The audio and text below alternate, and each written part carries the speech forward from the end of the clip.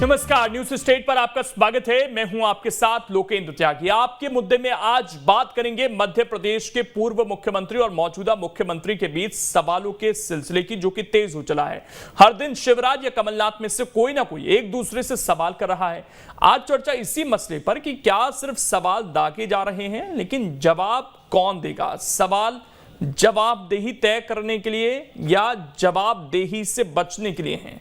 चुनाव करीब आते आते सवालों का सिलसिला क्या और तेज होने वाला है, और ट्विटर पर सवाल दागकर विपक्षी नेता होने की क्या केवल रस्म अदायगी या धर्म निभाया जा रहा है। ये तमाम सवाल हैं, क्योंकि जवाब दोनों तरफ से नहीं मिल रहे। आज चर्चा इसी पर, कुछ खास मेहमान भी हमारे साथ जुड़ेंगे, लेकिन उससे पहले आज की रिपोर्ट आप देखिए।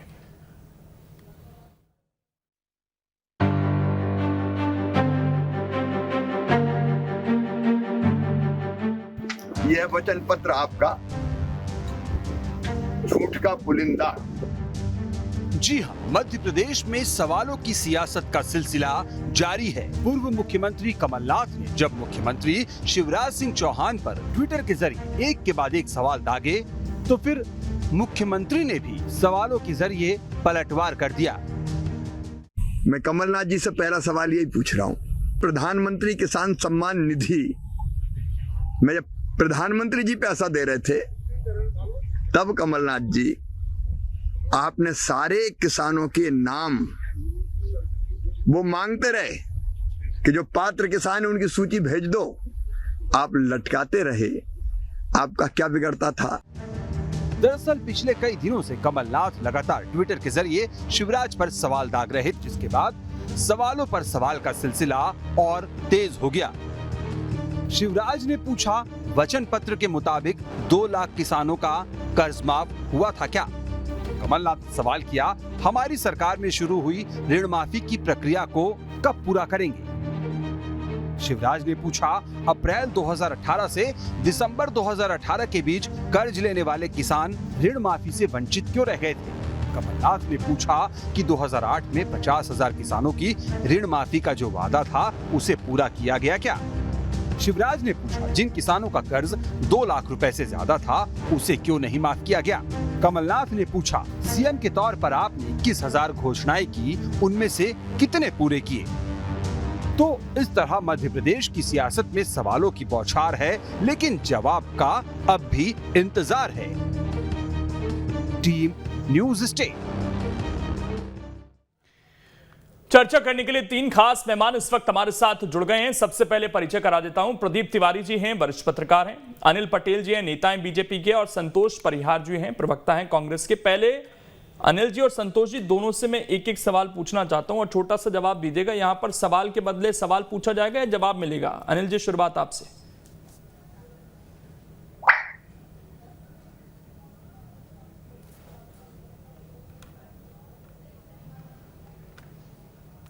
लगता आवाज नहीं पहुंच पा रही। संतोष जी, आज भी ये सवाल के बदले सवाल ही पूछेंगे या जवाब भी लेकर आए हैं साथ में? बिल्कुल, सारे जवाब मिलेंगे। अनिल जी, जवाब मिलेंगे या केवल सवाल ही पूछे जाएंगे दूसरी तरफ से? सारे सवाल के जवाब दिए जाएंगे।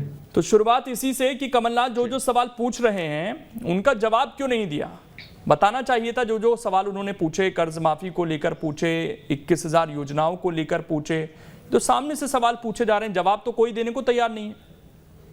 देखिए, कर्ज माफी के बारे में मेरा जवाब यह है कि उन्होंने केवल 6,000 करोड़ का कर्ज माफी किया था और पूरे कर्ज माफी नहीं किए थे। 2 लाख उन्होंने वादा किया था, लेकिन 29 लाख से अधिक किसान डिफाल्टर हो गए। उन्होंने झूठ बोलने का काम किया। मैंने जवाब दे दिया। जवाब देने की बारी अब कांग्रेस को भी जवाब देना पड़ेगा। ऐसा नहीं हो सकता है कि केवल वो हिट और रन करेंगे, सिर्फ पत्थर मार के भागने वाली योजना नहीं चलेगी। जवाब उन्हें भी देना पड़ेगा। उन्होंने भी 4,000 रोज बेरोजगारी भत्ता का वादा किया था, क्यों नहीं पूरा किया? उन्होंने 3 दिन में कहा था कि हम दे देंगे, भुगतान दे देंगे लोगों को, किसानों को, क्यों नहीं दिया? पूरी धान भी नहीं खरीद पाए। उन्होंने कहा था किसान सम्मान निधि की सूची क्यों नहीं भेजी जब मांगा गया था? तो प्रधानमंत्री आवास योजना में मैचिंग ग्रांट भी नहीं दे पाए। किसानों से उन्होंने किसानों को ठगने का काम किया, युवाओं को ठगने का काम किया। तो जवाब तो उन्हें भी देना पड़ेगा। 15 महीने की सरकार में सिर्फ झूठ का पुलिंदा लेके थोड़ी घूम सकते हैं। ये जवाब देना पड़ेगा कि केवल घोषणाएं बीजेपी करती है, 21,000 घोषणाएं कर दी, उनका एक ब्लूप्रिंट दे देना चाहिए कि भाई इनमें से पूरी कौन सी हुई। 21,000 तो शायद आपको भी याद नहीं होंगी, वो जो ऐलान करते गए। हम एक एक योजना पे बात करने को तैयार है। आप प्रश्न करते जाइए, मैं सारे प्रश्नों का जवाब दूंगा। जिस योजना के बारे में आप कहेंगे उस योजना के बारे में चलिए संतोष जी, आज तो जवाब देने के लिए तैयार हैं अनिल जी, और कुछ सवाल उन्होंने पूछ दिए हैं कर्ज माफी का जवाब देते हुए कि भाई आप लोगों ने कर्जा माफ किया, लेकिन उसमें से बहुत सारे किसान आपकी इस कर्ज माफी स्कीम की वजह से डिफॉल्टर हुए, और जो 2 लाख से ज्यादा का जिन पर कर्ज था उनका माफ नहीं किया आपने। लोकेन जी, बहुत अच्छा सवाल करा है आपने। हमारे जो काबिल मित्र अभी जो बोल रहे थे, मेरा सीधा ये सवाल है कि जो आप ये कह रहे हैं कि पहले जवाब तो दे दीजिए सर संतोष जी, पहले उन्होंने एक सवाल पूछा है, उनका जवाब दे दीजिए, फिर सवाल पूछ लीजिएगा, नहीं तो ये सवाल का जवाब दे रहा हूं मैं। माननीय कमलनाथ जी ने जो है पूर्व में 27 लाख किसानों का कर्जा माफ करा। ये तो झूठे लोग हैं, ये तो मान ही नहीं रहे थे कि कर्जा माफ करा है। वो तो विधानसभा के पटल पे है। सम्मान निधि का जो झूठा ढोंग रच रहे हैं, उनके पास नोटिस क्यों आ रहे हैं अभी? अब दूसरी जो 101 जो बोनस की बात जो करी थी माननीय कमल, 160 रुपए जो बोनस वो किसानों को दिया क्या? नहीं दिया। अब ये जो है 21,000 घोषणाएं अधूरी पड़ी हुई है। ये हमारे मित्र कह रहे थे प्रधानमंत्री आवास की बात कर रहे थे। प्रधानमंत्री आवास के मामले में सीधी चर्चा करना चाह रहा हूं कि मुख्यमंत्री जी के जो है लोकसभा क्षेत्र विदिशा में 40% काम हुआ है। अभी तक जो है पूरे मध्य प्रदेश में पूरा आंकड़ा इकट्ठा करेंगे। आपके पास तो आंकड़ा भी नहीं होगा, मैं तो लेके आया हूँ, पूरे आंकड़े हैं मेरे पास। ये केवल झूठ बोल के लोगों को, जनता को गुमराह करके क्या बताना चाहते हैं? आप विदिशा के अंदर चले जाइए। विदिशा में जो है काम कई महीने से बंद हुआ, अभी कुछ दिन पहले चालू हुआ है। 5 साल हो गए, योजना खत्म होनी चाहिए थी 3 साल में, 6 साल हो गए। तो ये बातें, और मेरा तो सीधा सवाल जो है मध्य प्रदेश के मुख्यमंत्री जी से ये है कि क्या व्यापम घोटाले के अंदर क्या मध्य प्रदेश बदनाम नहीं हुआ क्या? आज लोग बच्चे बाहर पढ़ने जा रहे हैं, मतलब डॉक्टरों के अंदर जो पूरी नियुक्तियां नहीं हो रही है पूरी तरीके से। मध्य प्रदेश के अधिकारी, कलेक्टर और एसपी रिचार्ज और टॉपअप पे वसूली अभियान चल रहा है, चंदा अभियान चल रहा है मुख्यमंत्री जी के द्वारा। पूरे लोग वसूली में लगे मंत्री। और मैं ये भी बताना चाहता हूँ आपके चैनल के माध्यम से, क्या नर्मदा मैया के अंदर रेत का जो अवैध खनन जो है कौन कर रहा है? इन्हीं के भारतीय जनता पार्टी के नेता और इनके परिवार के लोग कर रहे हैं। तो ये क्या सवाल पूछेंगे? सवाल तो हम पूछेंगे क्योंकि हम विपक्ष में है। ठीक, मैं लौट रहा हूँ, ये विपक्ष की बात नहीं है सर, क्योंकि ये सरकार ऐसी रही है, ये 5 साल ऐसे रहे हैं कि दोनों लोग आप सरकार में नहीं, तो इसलिए सवाल तो दोनों से ही। 15 महीने हम सरकार में थे। मैंने नहीं बोला सर आप 20 महीने रहे, 15 ही महीने रहे, लेकिन दोनों लोग रहे, ये सवाल है। दोनों पार्टियां रही। 18 साल से इनकी सरकार थी, क्या ये सो रहे थे? माननीय कमलनाथ जी ने जो कन्या विवाह में 21,000 बढ़ाया। चलिए, आपने कई सवाल उठा दिए, लेकिन उन्होंने एक चीज पूछी थी आपसे कि जो कर्ज माफी का वादा आप कर आए थे उसे क्यों पूरा नहीं कर पाए? क्या आपकी उस योजना की वजह से किसान डिफॉल्टर हुए या नहीं हुए? इसका जवाब और योजना देखिए लोकेन जी, सीधी बात हम कर रहे हैं। आज भी किसानों के पास नोटिस आ रहे हैं, ये केवल घोषणा कर देते हैं, काम करते नहीं है। माननीय कमलनाथ जी ने CSR के पैसे से गौशाला बनाई। ये मध्य प्रदेश के इतने किसान डिफॉल्टर हुए नहीं हुए संतोष जी? नहीं, आप ये देखिए ना क्या हुआ बेरसिया में, क्या कार्रवाई हुई? गायों को काट कर बेचा जा रहा है। आप कह रहे थे मैं जवाब लेकर आया हूं सर, फिर वो जवाब नहीं मिल रहा है। नहीं सर, आप क्या कहना चाह रहे हैं सर, बताइए फिर से दोबारा। मैं ये पूछना चाह रहा हूं, मैं तो कुछ नहीं कह रहा। अनिल जी ने सवाल पूछा कि डिफॉल्टर कर दिया आप लोगों ने किसान, आपकी योजना ऐसी थी, उस पर मैं जवाब चाह रहा हूं कि डिफॉल्टर हुए या नहीं हुए? नहीं, देखिए हमारी योजना इतनी अच्छी थी कि 27 लाख किसानों को कर्जा माफ करा। अब ये तो झूठ बोलने के लिए आप ये बताइए कि 160 रुपए जो बोनस का तो इन्हें करा क्या? बाकी किसानों का कर्ज माफ करा क्या? 1 रुपए यूनिट। ठीक, मैं लौट रहा हूँ आपके पास, के लोगों मैं लौट रहा हूँ। मिली क्या? संतोष जो लाडली, एक मिनट संतोष जी, 1 मिनट। प्रदीप तिवारी जी, ये जो दोनों तरफ से सवाल पूछे जा रहे हैं सर, क्या इस बार जनता को ये भी दिखाने की कोशिश है, क्योंकि सरकार दोनों की रही, एक की 15 महीने तो एक की थोड़ी ज्यादा रही? इसकी सत्ता है, सवाल पूछ रहे हैं। ठीक है सर, मैं लौट रहा हूँ। वो आपके 15 महीने को लेकर सवाल है, ऐसा नहीं है विपक्ष में बैठे तो सवाल पूछे जा रहे हैं। मैं लौट रहा हूँ संतोष जी, 1 मिनट। प्रदीप जी, लेकिन दोनों तरफ से जिस तरीके से सवाल पूछे जा रहे हैं, ये क्या दिखाने की कोशिश है?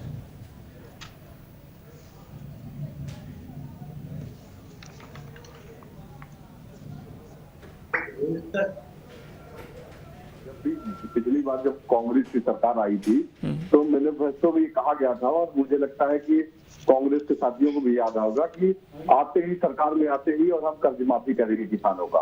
तो मुझे लगता है कि वो कहीं न कहीं वो कमियां वो सबसे पूरी नहीं हो पाई, जिसके चलते लोग असंतुष्ट हुए और कई सारे इनके विधायक और मंत्री भी पाला बदल दिए और बीजेपी के साथ आ गए, बीजेपी सरकार में शामिल हो गए।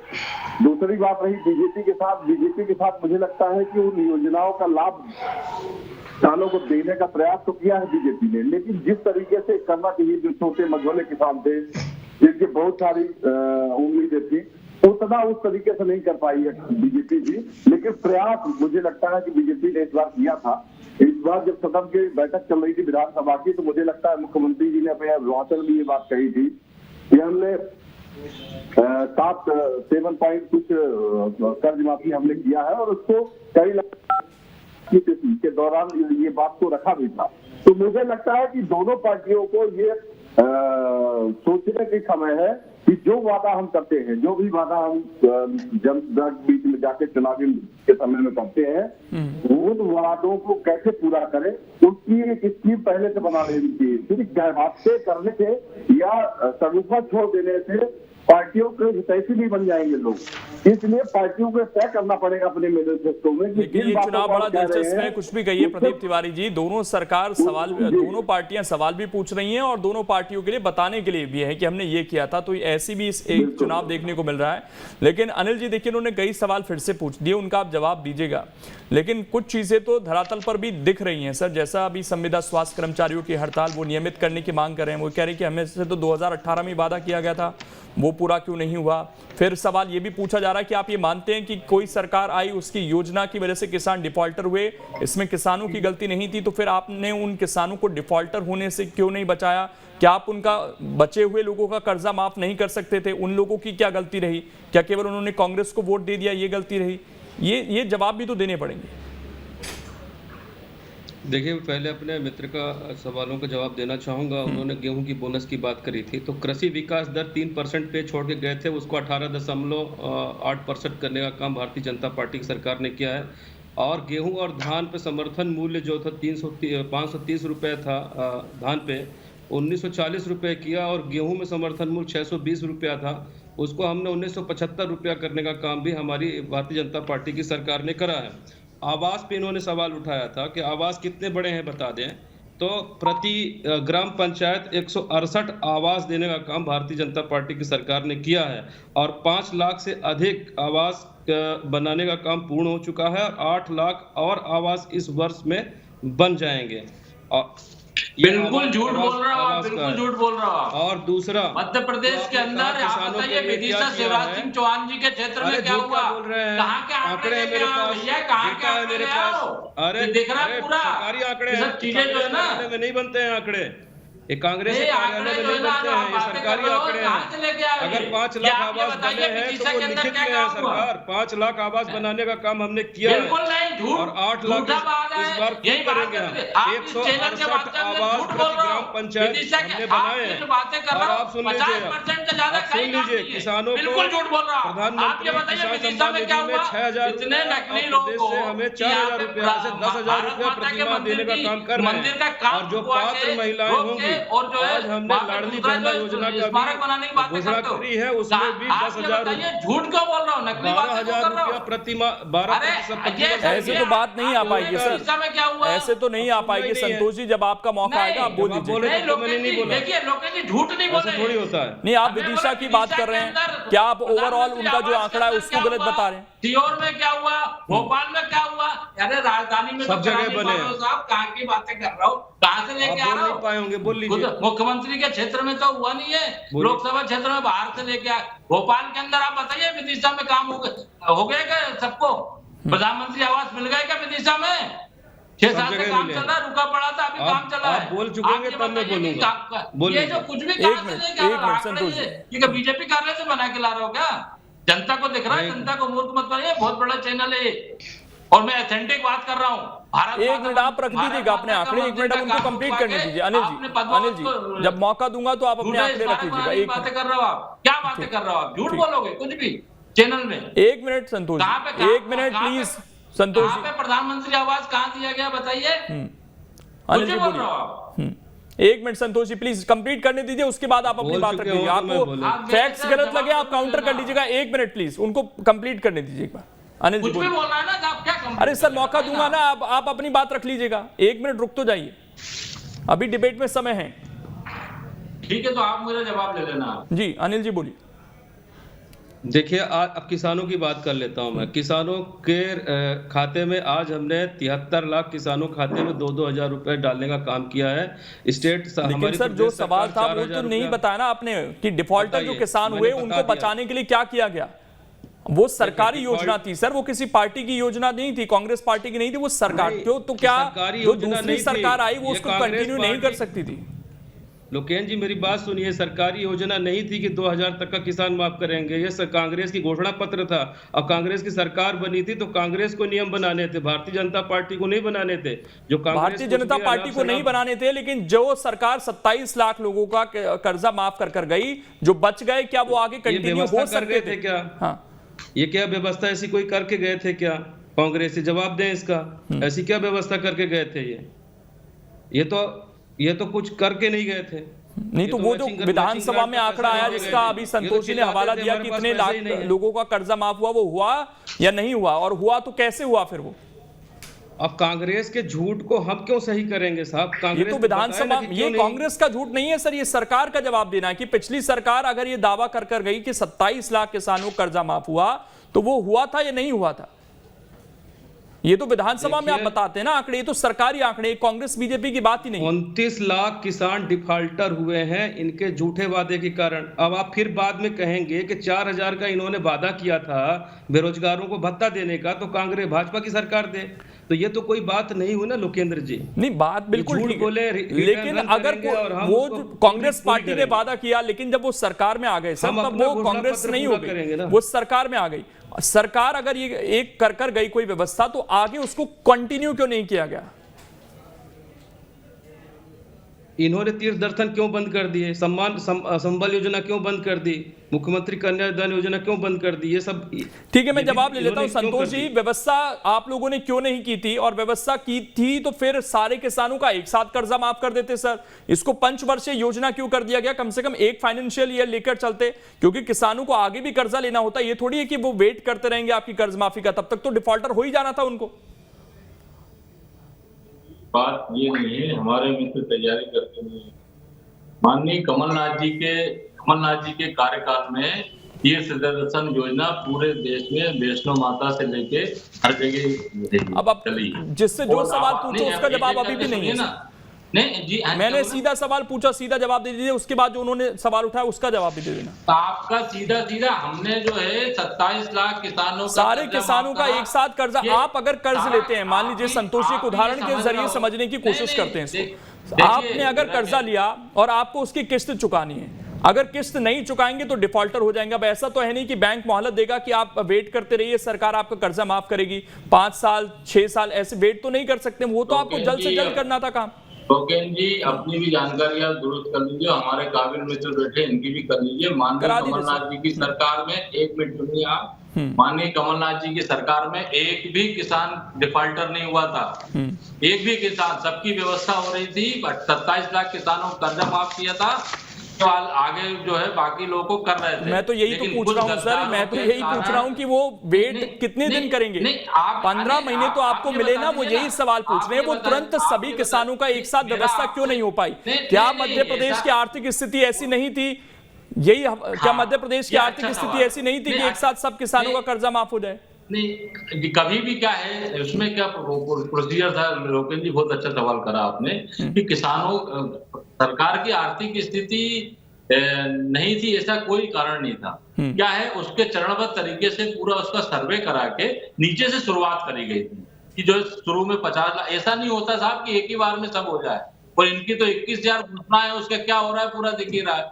मेरा ये मानना है, मतलब कहीं फंड वाली बात कहीं से कोई वो नहीं थी कि आज हर 10वें दिन कर दे रहे हैं, इवेंट कर रहे हैं, सारी चीजें कर रहे हैं, आपको भी दिख रहा है, सबको दिख रहा है। कभी भी क्या है, कई इतने सारे इनसे पूछिए आप, शिवराज सिंह चौहान के भाई ने क्यों ले लिया था जो उसके अंदर कर्जा, जो उसके अंदर इसलिए उसमें आया था। तो ये पूरे मध्य प्रदेश के अंदर जो भी, ये तो मान ही नहीं रहे थे कि कर्जा वो चलिए वो तो मान लेना बात, अब तो उसके आगे की बात हो रही है कि अगर अब कांग्रेस पार्टी वादा कर आती है संतोष जी, तो फिर क्या स्टार लगाकर वो बताया जाएगा कि टर्म्स एंड कंडीशन ये हैं कि हम सरकार में आए तो 15 महीने, 20 महीने, 25 महीने लग सकते हैं, फिर अब ये क्लियर करना पड़ेगा किसान। सरकार में आए तो हमारी जिम्मेदारी थी कि हम पूरे 4-5 साल में कर्जा तक माफ करेंगे। मुख्यमंत्री जी मैयर में जाके स्मार्ट सिटी की घोषणा करते हैं, क्या हुआ स्मार्ट सिटी का साहब? भोपाल के अंदर स्मार्ट सिटी में लाखों बेघर हो गए, पूरे लाखों पेड़ कट गए, क्या हुआ? प्रदीप तिवारी जी, एक चीज तो स्पष्ट है, अभी भी जो जवाब मिल रहे हैं पूरी तरीके से पूरे क्लियर कट जवाब तो दोनों पार्टियों के पास नहीं है अपनी अपनी योजनाओं को। हमारे पास जवाब है ना, नहीं है सर संतोष जी, एक मिनट उन्होंने भी बता दिया ना कि 10 दिन का वादा कर 15 महीने तक नहीं हो पाया। अब प्रदीप जी से सवाल, एक मिनट प्रदीप जी बोलिए। 51,000 बढ़ाए थे, गलत बढ़ाए थे क्या? माननीय कमलनाथ जी के संतोष जी एक मिनट प्लीज, प्रदीप जी का समय हुए थे। एक मिनट सर, हाँ जी एक मिनट प्रदीप जी से सवाल है, एक मिनट रुक जाइए। प्रदीप जी बोलिए। नहीं है, कारण यह है कि आप जब कांग्रेस सरकार आई थी तो अपने मैनिफेस्टो के साथ साथ स्वयं इनके राष्ट्रीय अध्यक्ष राहुल गांधी जी ने उन्होंने कहा था कि जैसे सरकार आएगी उसके 10 दिन 15 दिन में हम कर्जा माफ कर देंगे। लेकिन मुझे नहीं लगता है, चलिए एक समय लगता है सरकारों को बनने के बाद सिस्टम को समझने में, लेकिन इतना समय ज्यादा नहीं लगता। 1.5 साल सरकार रही और कांग्रेस की, तो मुझे लगता है कि उस समय ठोस निर्णय लेने चाहिए थे। और जो कर्ज माफी की बात है, कर्ज माफी उन्होंने प्रयास किया, लेकिन मुझे लगता है कहीं न कहीं बस्ती घाटा और सरकार की वो नीयत एक्चुअली साफ होनी चाहिए। जो उन्होंने बात कही थी उस बात को क्रियान्वयन कराने के लिए अधिकारियों को प्रोत्साहित करना, आगे बढ़ाना चाहिए था, तब जाके कर्ज माफी एक सिस्टम बना के करते। तो मुझे लगता है कि आगे कर्ज माफी वाला मामला उठता नहीं। रही बात सरकार कांग्रेस की जब चली गई, बीजेपी आई, तो मुझे लगता है बीजेपी ने उस तरीके का प्रयास किया है। आप देखिए कई सारी योजनाओं में बीजेपी ने किसानों को रिफंड दिया, जैसे उनका गेहूं का मूल्य बढ़ाना, बहुत सारे ऐसे वो है जिसमें बीजेपी ने प्रयास किया है कि हम आगे आने वाले, लेकिन इसमें एक चीज और प्रदीप तिवारी जी, वो तो ठीक है, जो योजनाएं आई वो सरकार हर कोशिश यही करती है कि हम अच्छे से अच्छी योजनाएं लेकर आएं, जनता के बीच जाएं। लेकिन अगर एक सरकार कोई व्यवस्था कर रही थी तो क्या दूसरी सरकार अगर आ गई पार्टी की, तो क्या उसकी जिम्मेदारी नहीं कि उस योजना को, यही आरोप बीजेपी लगाती है कि जो हमारी लाडली लक्ष्मी योजना थी, तीर्थ दर्शन योजना थी, उनको इन्होंने बंद कर दिया। वही आरोप लगाते हैं कि इन्होंने तो कफन का पैसा भी देना बंद कर दिया। अब यही आरोप कांग्रेस लगाती है कि अगर हम कर्ज माफी कर रहे थे तो इन्होंने कंटिन्यू करनी चाहिए थी। तो ये तो होना चाहिए, ये किसी पार्टी से ऊपर उठकर सरकार का काम है। बिल्कुल सही बात है नुकेल जी। आप देखें तो जनता के हितों की जो योजनाएं हैं, तो मुझे लगता है चाहे वो कांग्रेस हो चाहे बीजेपी हो, अगर वो उनकी सरकार आती है तो दोनों को ये देखना चाहिए कि जिससे जनता का हित हो रहा है, आम आदमी का हित हो रहा है। क्योंकि हम जब चुनकर आते हैं तो आम आदमी के नुमाइंदे होते हैं, उनकी व्यवस्थाओं को बेहतर दुरुस्त करना, ठीक करना हमारी प्राथमिकता है। तो मुझे लगता है कोई भी पार्टी अगर सरकार बनाने जा रही है और वो जब जनता के बीच में जाती है और ये बात अपनी रखती है कि हम आपके बातों को सदन में उठाएंगे और उसको बेहतरी के लिए प्रयास करेंगे, तो अगर कोई योजना अच्छी है, चाहे लाडली लक्ष्मी योजना है या स्वास्थ्य संबंधित योजनाएं हैं, कर्मचारियों को वेतन वृद्धि का है, तो ये सब बातों को लेकर आखिरी सवाल मैं यही दोनों नेताओं से पूछता हूं, उसके बाद इस डिबेट को क्लोज करेंगे। अनिल जी, कोई भी योजना है अगर उससे जनता का लाभ हो रहा है, तो क्या नई सरकार जब बनती है तो उस पर ये ना सोचकर कि वो पुरानी सरकार की व्यवस्था थी, क्या कंटिन्यू नहीं करना चाहिए कोई भी अच्छी योजना है?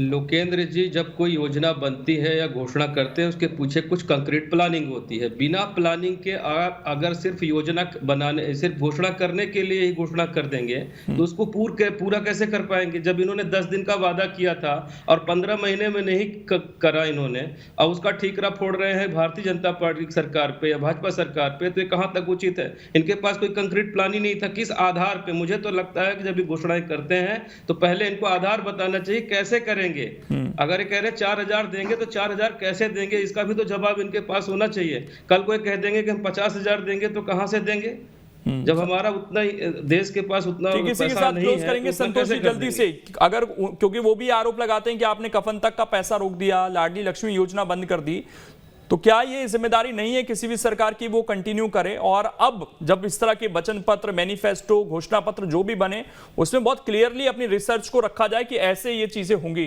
ताकि बाद में कंफ्यूजन ना रहे।